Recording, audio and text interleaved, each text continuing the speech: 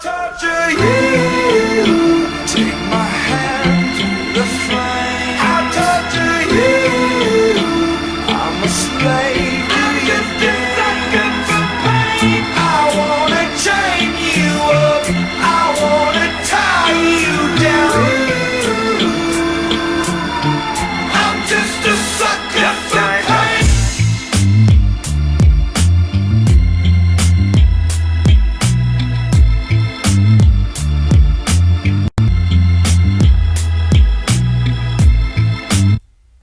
Hello everyone, welcome to the Scott Report here on the Free Thought channel. Wow, I almost forgot the name of my channel. Free Thought channel. Listen guys, tonight I have a special show for you tonight. It is all about the media and how they apparently got it wrong with this last election. It was supposed to be a landslide. Joe Biden was supposed to blow Trump out. Y'all know it, I know it. It didn't happen. But tonight we're going to be talking about manufacturing consent. And I thought that that intro bumper music, a sucker for pain, well, that's what we all are. We are suckers for pain because they keep lying to us, they keep getting the polls wrong, and we just keep watching them.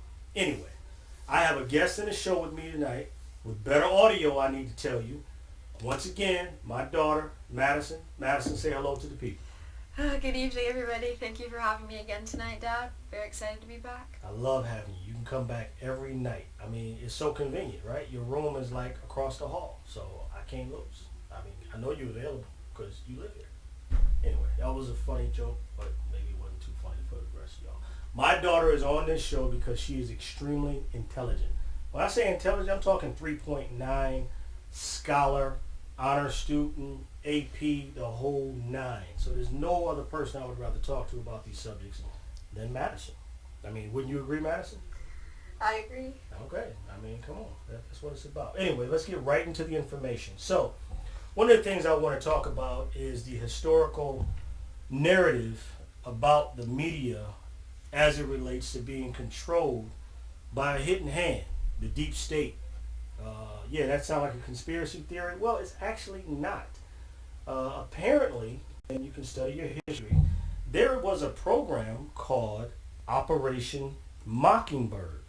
Yeah, it started in the 50s, and it was during the Cold War. Google it. I've actually put the page up. The spelling's up there, the whole nine. And you'll see how the CIA, the Central Intelligence Agency, used the media to propagate propaganda on the American people.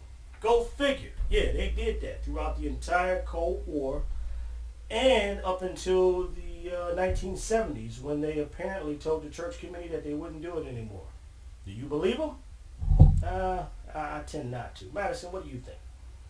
Do I believe that they don't do this anymore? Yeah, I mean, the manipulation of the media, Operation Mockingbird, you think the CIA stopped in 1975? No, I personally don't think so. I think it's the same, with a situation if you know somebody that's a liar. Typically if somebody is willing to lie once, they'll do it again. So I can't see why they would have stopped. I totally agree. And, I don't think she's just agreeing with me because she's my daughter. I think because she's smart. I think you will feel the same way if you do the research.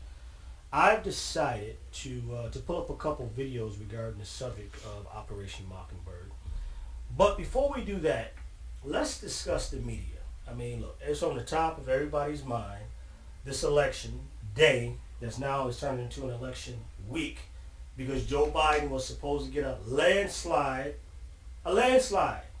I mean, look, they have lost against Donald Trump, Donnie Tiny Hands, game show host, Miss America, Miss Universe pageant director, whatever. This dude is a joke. Orange man. I mean, you can call him all kind of names. Village idiot. He's still creaming them. Here's some stats. I don't know if y'all have heard of this already. But Donald Trump in 2020 managed to get this. Now, this is Mr. Racist now. 12% of the black vote. 35% of the Muslim vote. I thought he was banning all Muslims. They still voting for him. Damn. What's going on there? 47% of the Latino vote in Texas. And 45% of the Latino vote in Florida. Huh. I don't know. Does that sound like a racist to you, Madison? I mean, what's going on here? I mean, I think it just proves how polarizing this election is and the fact that a lot of these ethnic groups that I think historically the parties have seen as being homogenous. It just proves how diverse they are. You know, a Mexican American and a Cuban American, as shown in this election, will vote entirely different. That's a good point. Like an African American who just recently immigrated from Africa, maybe first or second generation, will vote differently than somebody who's black and has been here for generations. And I think that this election proves all those nuances within these ethnic groups that shows that they're not going to vote homogenously like, say, white Americans do. All right, great point. All excellent points. And I totally agree with you, because just because somebody is of a certain color or a certain cultural background, to say that they're going to vote a certain way, I think it's actually kind of insulting. Right? It's kind of ignorant. But you know what? Us in the black community, we probably need to mature a little bit, because we give away 90% of our vote to the Democrats every single year. And I know some of y'all going to disagree with me and tell me, Mike, I ain't voting for Republican. You got to be a straight sellout to do that. Okay, whatever. The point is, we should not put all of our eggs in one basket. Because after the election, if our guy loses, if our team doesn't score and we lose the game, well, we just got to wait for another 4 years before we get our guy in. I mean, I don't know. You tell me what you think in the comments section. Well, I think a good metaphor for what you're saying in terms of the vote, you kind of think of it like a stock. You know, you want to make that stock competitive, and people diversify their stocks to make sure it's more competitive. So if you make it less predictable, and if you leave it up in the air more, you know, whether or not is the black vote going to be Democratic or Republican that year, it makes it so the candidates are going to do more bargaining, if you will. They're going to try to give you what you want rather than just assuming that they have you no matter what. That's right. Because what happens when people think they got your support no matter what? They take you for granted. They treat you like a chump. And let me tell you, if you look at the economic stats in the black community, just the overall health of the black community, we are at the bottom of the list of every demographics. I mean, heart disease, cancer, poverty levels, home ownership, business ownership, savings. I think it's got something to do with the fact that we keep betting on the same team to help us in those areas, and they're not delivering.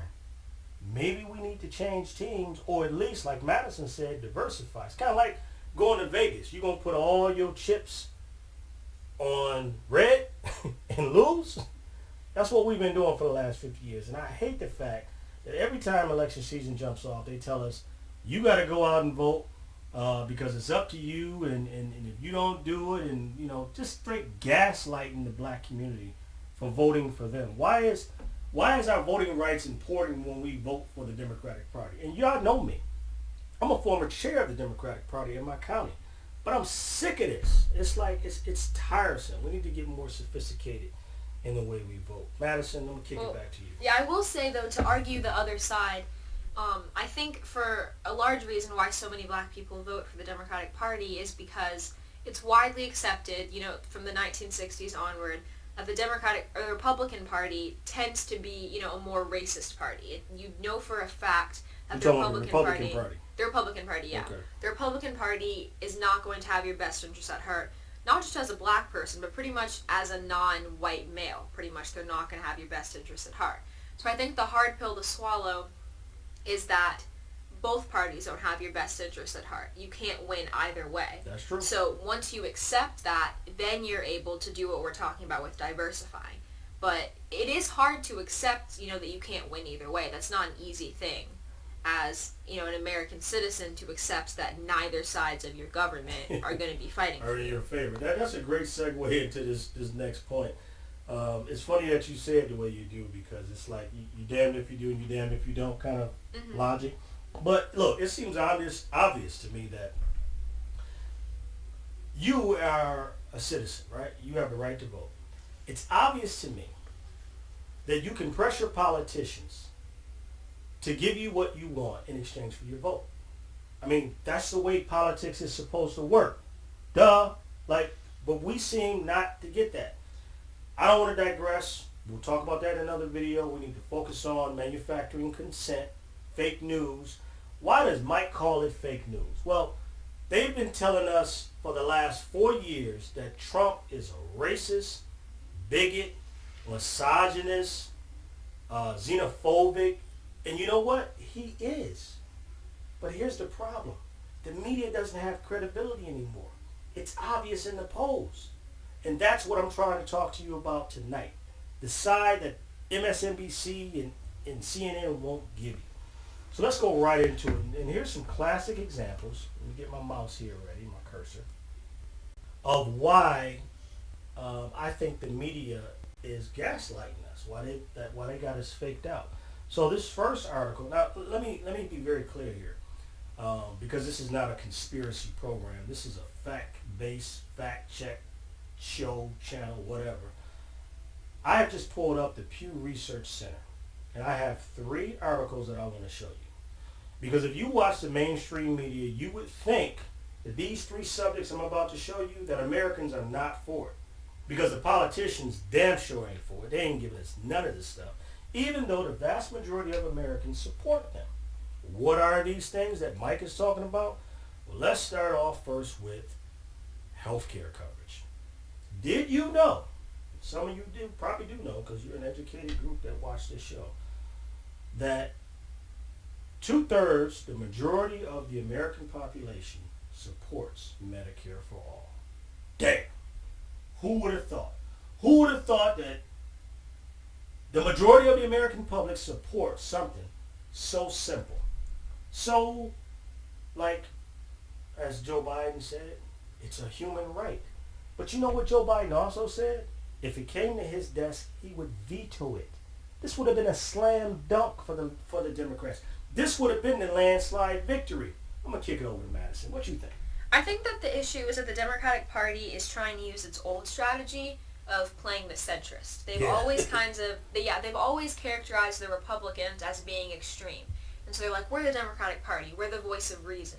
And I think being a centrist has always been associated with being that kind of realist, that person of reason. But that strategy has shown to fail them. That's right. In my opinion, the reason why Donald Trump won was because he was so far right. He wasn't a centrist Republican. He was extreme, not just in his policies, but in his values, and he was considered an outsider. He was anti-establishment. He was a populist At candidate. least, exactly. He isn't technically anti-establishment because he's a businessman, but he at least appeared that way.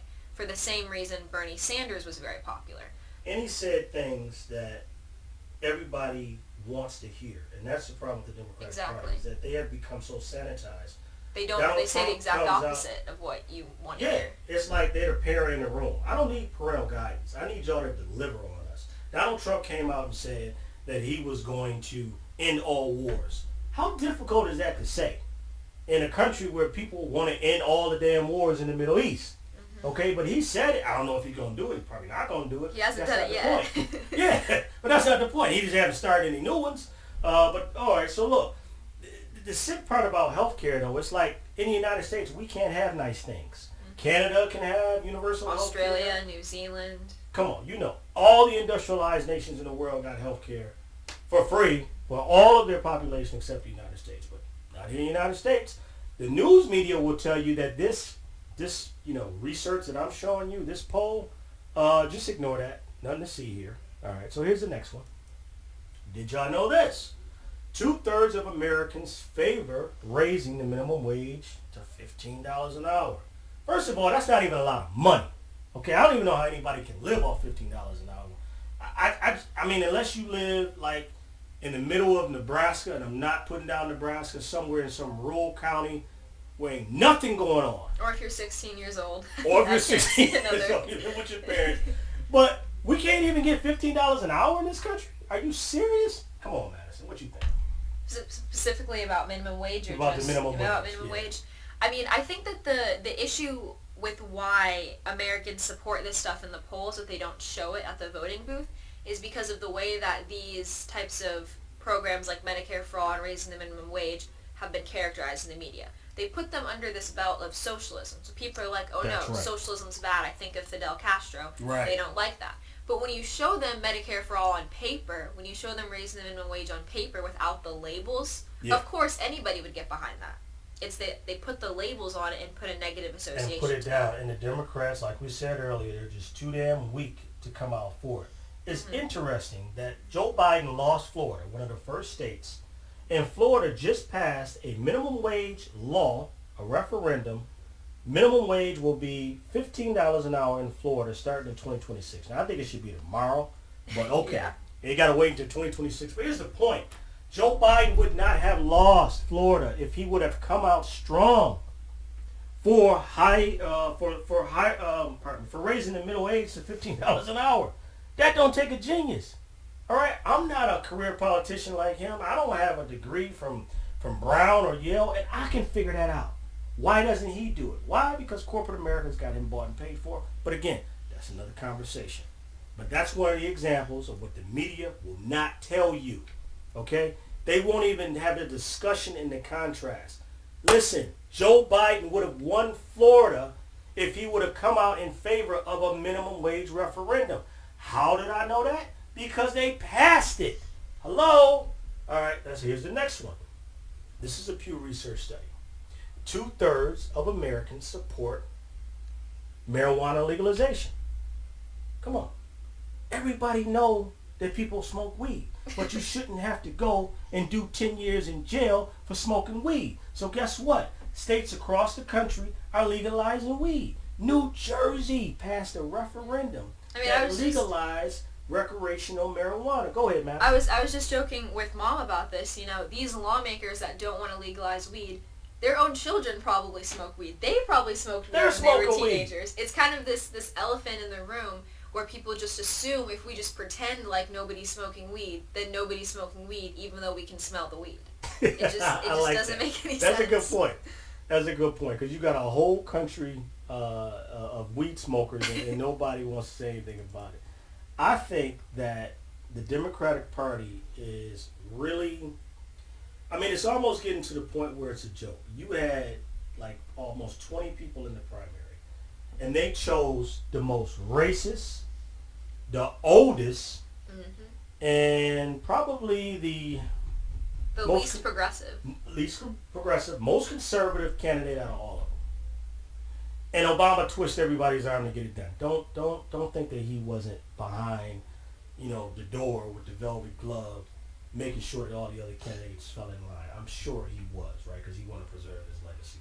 But the fact that they chose the guy who eulogized Strom Thurmond. If you don't know who Strom Thurmond is, look it up. Go ahead, Google it right now. I'll wait. Strom Thurmond was one of the most racist senators in the history of this country. All right, this guy, Joe Biden, was hanging out with Strom Thurmond, with Senator Byrd out of West Virginia. These guys were straight up, they weren't racist like Donald Trump. They were actually members of the Klan. Okay? Senator Byrd prided himself for being a grand wizard of the Klan. And Joe Biden hung out with these people. They got pictures all online. I'm not joking. Don't take my word for it. Do your own research. But all right, let's keep going, because we are like 15 minutes into the show, and I like to run a real concise, jam-packed information show. All right, so the video I'm about to show you is a video from like 1975, the Church Committee, and it's going to talk to you, or it's going to illustrate how the CIA was actually actively involved in controlling our media. Now, I don't know if y'all noticed tonight, some of y'all probably have. In the last video, Madison was like on camera. Tonight, she's just audio, and that was her choice, because my daughter is beautiful, and I want her to do, the visual thing all the time. But tonight, she decided not to do that, just straight audio. But here's the point. The audio sounds good, right? Come on, Madison, say something else. The audio sounds amazing. I just can't believe you put all my information straight like that. But the audio sounds good because guess what? The Free Thought channel invested in a new mic, and it came today, right? And it sounds great. So the audio is going to be good going forward. And I just want to point that out if y'all was wondering, Madison sounds very clear. Well, it's because we picked up a new mic. All right. So this is a short video of Frank Church, who was the senator who chaired the Church Committee. And this is all about Operation Mockingbird. Again, one of those things that you'll get from this show that is historical fact. Not bullshit, not conspiracy theory, sorry for cussing, Madison, but facts that the media won't give you. You're not going to get this from CNN. So here we go, y'all. Frank Church talking about the CIA's influence over the media. I thought that it was a matter of real concern that planted stories intended to serve a national purpose abroad came home and were circulated here and believed here, because this would mean that the CIA could manipulate the news in the United States by channeling it through some foreign country. And we're looking at that very carefully. Do you have any people being paid by the CIA who are contributing to a major circulation American journal? We do have people who submit pieces to American journals. Do you have any people paid by the CIA who are working for television networks? This, I think, gets into the kind of getting into the details, Mr. Chairman, that I'd like to get into in executive session. At CBS, we...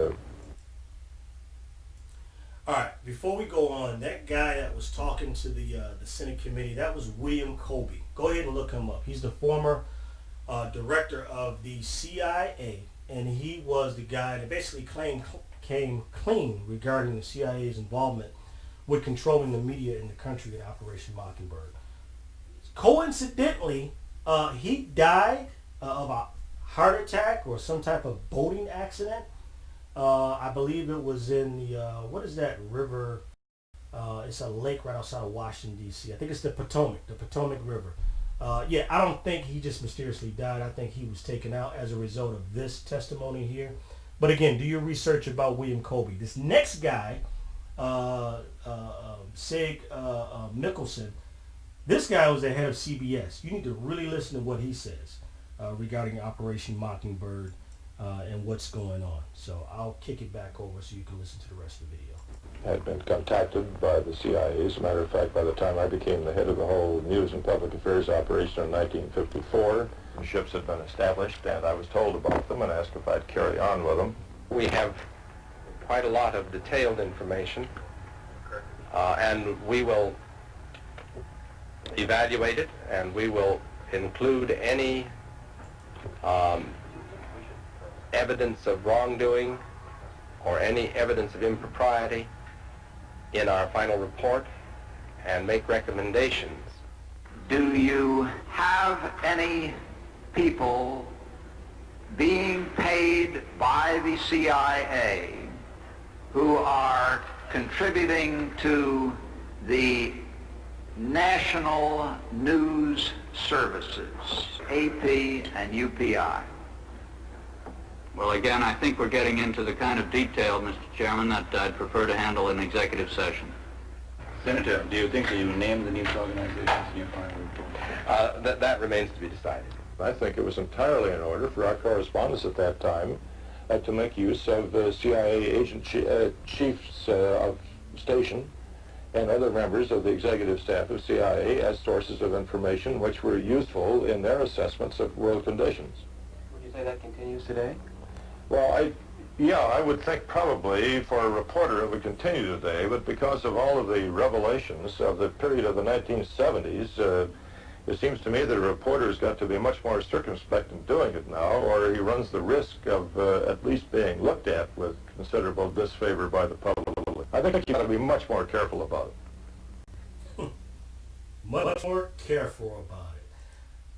So, all right, you see what I see, you hear what I hear. That was an excellent video of the program called Operation Mockingbird. So the question becomes, hey, Mike, are you sure they're really doing this today? I don't know if I believe you.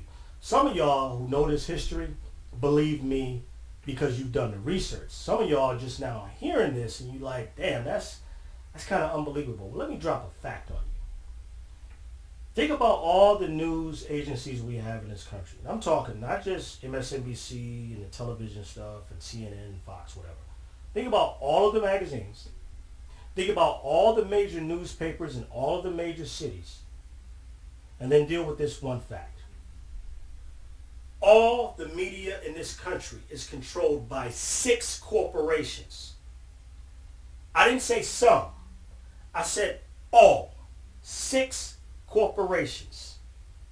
And you tell me, are we receiving propaganda? Are we being manipulated?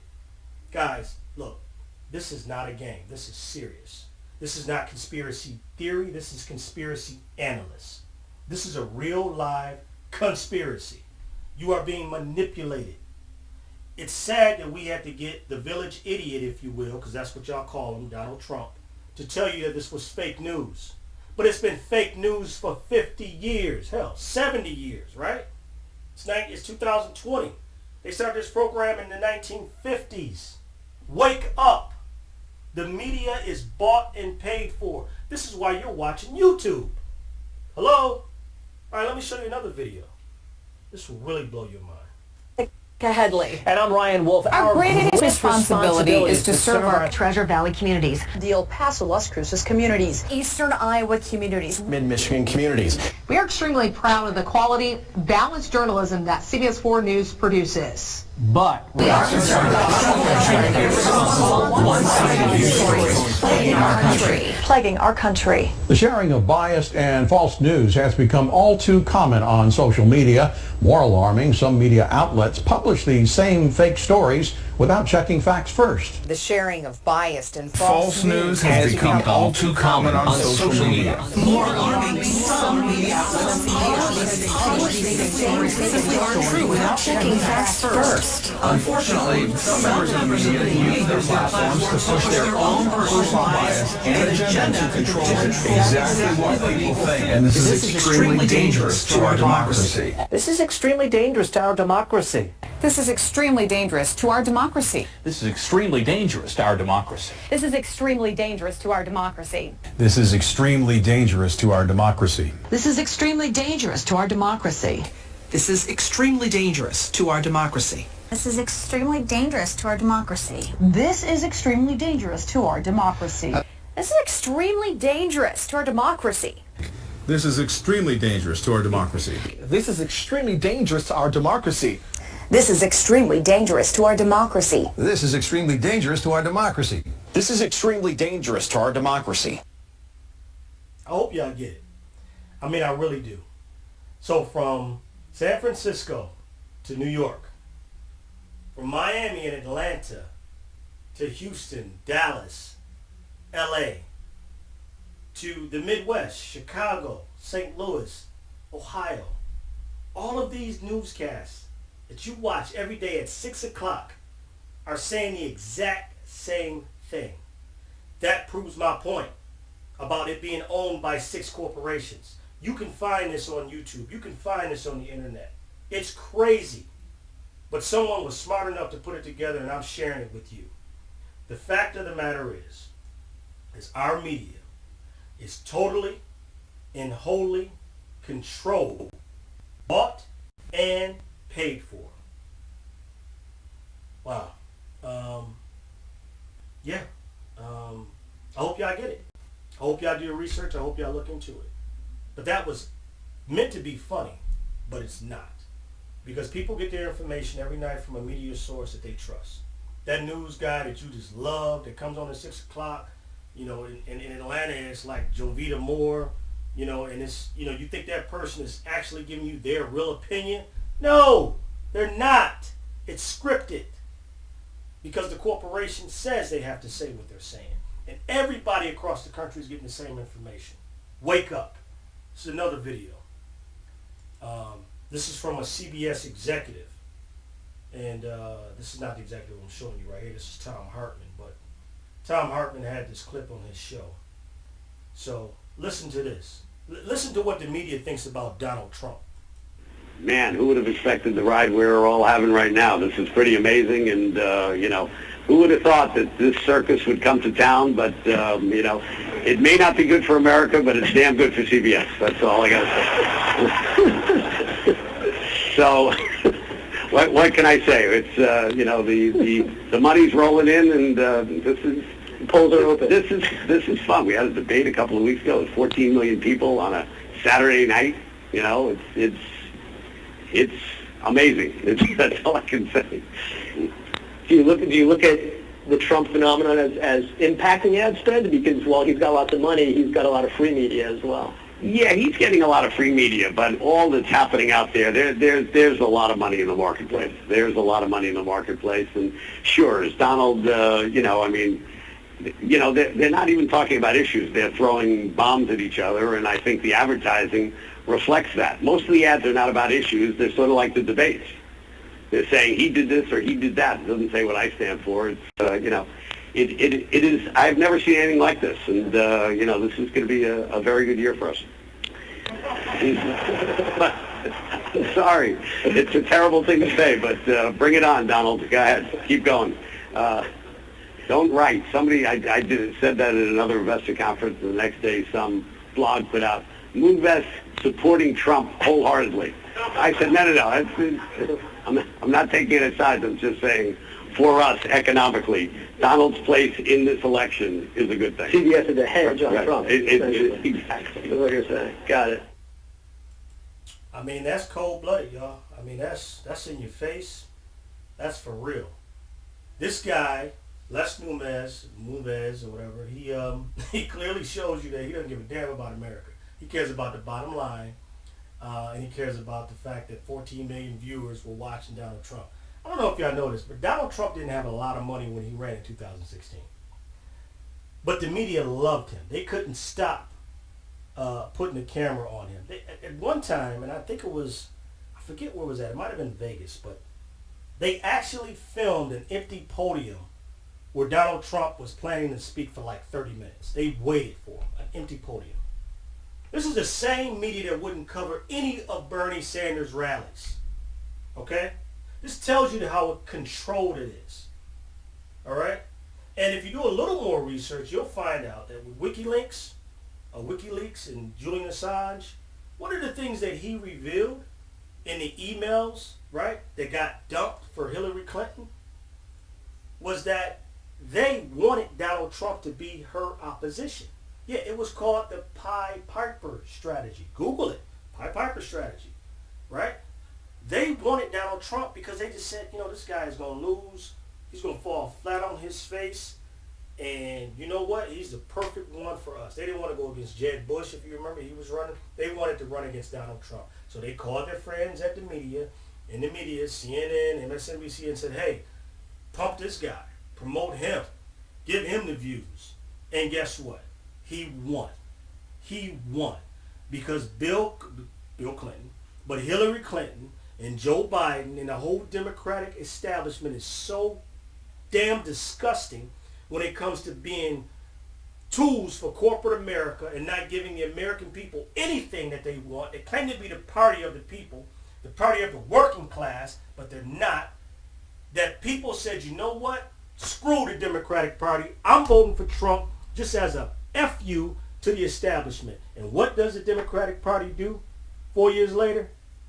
They give you another establishment Democrat, Joe Biden. Now you think about that for a minute. That's how much respect they have for the people of this country. And I hope that listen, I don't like Trump. Y'all know that. But I can't stand Joe Biden. And the reason I can't stand Joe Biden, because there's nothing worse than a traitor. There's nothing worse than somebody riding with you, saying they got your back, and then when you get to the fight, they stab you in the back. See, I hate that more than I hate my enemy. Because my enemy, they're not faking. They're telling me who my enemy is. But it's the person standing next to me that's claiming to be my friend, my ally, that's looking out for me. If that person stabs me in the back, don't nothing else make me mad. And I'm sure you feel the same way. Just think about it. This is why prisoners of war go to prison. But traitors, people that commit mutiny and treason in war, they get killed. Yeah, the government put them to death, straight up. And they've been doing that since the beginning of time. Kill the traitors who commit treason, right? But the prisoners of war, we'll get them back to the other side. It's just something to think about, y'all. But I think about this and I get real hot because the Democratic Party has really faked us out in regards to, being for us. All right, so I got another video here that I want to show. I'm taping this show live as normal. Madison has left, right? It's getting late. So let me see if I can find out the show for you. And we'll take a look at that. You know what? That actually may be the only videos I have. Picture that. I don't have any more videos tonight. That was it. In any event, look, I want to really ask you to subscribe to this channel, to support the channel, to give it a thumbs up if you agree, or if you even disagree with what I'm talking about. Give it a thumbs up, because we're talking about some issues that you will not hear about in the mainstream media. Give it a thumbs up, because you know what? It's good material, and I'm going to promise you something. I'm going to bring you alternative information like I did tonight with Operation Mockingbird that you are not going to get from the mainstream. Otherwise, you can go watch CNN and MSNBC. I'm going to give you something different. Quality content. So please like, subscribe, share on social media. Get the word out that the Scott Report is on. I appreciate you watching. I thank you for your support, and I'll see you next time.